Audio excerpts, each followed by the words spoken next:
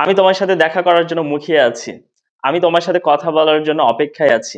কেউ কোনো একটি কাজ করার জন্য অধীর আগ্রহ নিয়ে আছে, অপেক্ষা করছে, খুবই আগ্রহী, সে কাজটা করবে, মুখিয়ে আছে। এই ধরনের কথাবার্তাগুলো কিন্তু আমাদের প্রতিদিন বলতে হয়। তো আজকে আমরা এগুলো ইংরেজিতে বলব। কেউ কোনো কিছু করার জন্য মুখিয়ে আছে, অপেক্ষা করছে, এগুলো কথা ইংরেজিতে বলার জন্য আমরা ব্যবহার করব লুকিং ফরওয়ার্ড টু ভার্বের সাথে আইএনজি। হ্যাঁ, লুকিং ফরওয়ার্ড টু ভার্বের সাথে আইএনজি। কেউ কোনো কিছু করার জন্য অপেক্ষায় আছে, খুবই আগ্রহী, মুখিয়ে আছে। তো চলো আমরা কিছু উদাহরণ দেখি। আমি তোমাকে দেখার অপেক্ষায় আছি। সে দেখার জন্য অধীর আগ্রহ নিয়ে বসে আছে, অপেক্ষা করছে, মুখিয়ে আছে।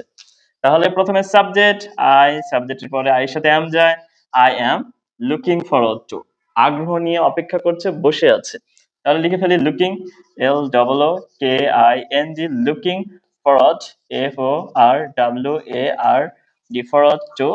এই লুকিং ফরওয়ার্ড এর পরে ভার্বের সাথে কিন্তু অবশ্যই আইএনজি যুক্ত করতে হবে। হ্যাঁ, তাহলে দেখার জন্য সিং,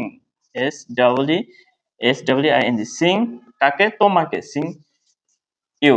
সে ইংরেজি শেখার জন্য খুবই আগ্রহী। সে ইংরেজি শেখার জন্য খুবই আগ্রহী, অপেক্ষা করছে। হ্যাঁ, সে ইংরেজি শেখার জন্য খুব অপেক্ষা করছে আগ্রহের সাথে। লিখে ফেলি হি, তারপরে কি? হি এর সাথে যাই ইজ, হি ইজ, সে আগ্রহী বা অপেক্ষা করে বসে আছে, looking forward. Looking, LOOKING, looking forward, FORWARD, forward to. তারপরে কি? ভার্বের সাথে আইএনজি যুক্ত করতে হবে। এখানে শেখাটা ভার্ব, এই জন্য আমরা লিখে ফেলি LEAR,